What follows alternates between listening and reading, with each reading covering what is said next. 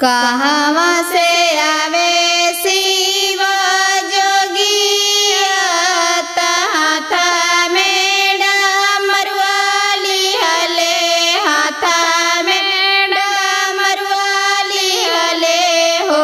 ए साखी कहवा से आवेली गौरा मैया हाथा में सिंदूर वाली हले हाथा में सिंदूर वाली हले हो।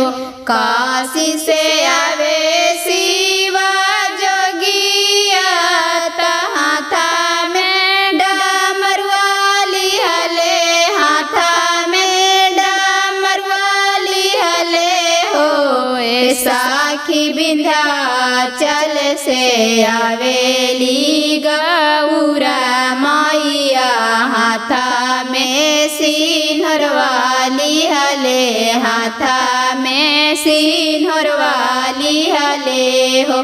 काठी चढ़ी आवे शिव जोगिया हाथा में डमरुआली हले हाथा में डमरुआली हले हो। ए साखी काठी चढ़ी आवेली गौरा मैया हाथा में सिंदूर वाली हले हाथा में सिंदूर वाली हले हो।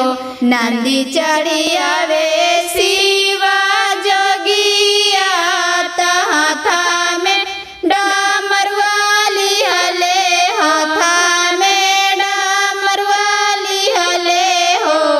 ए साखी गौरा चढ़ी आवे गौरा मैया हाथा में सिंदूर वाली हले हाथा में सिंदूर वाली हले हो।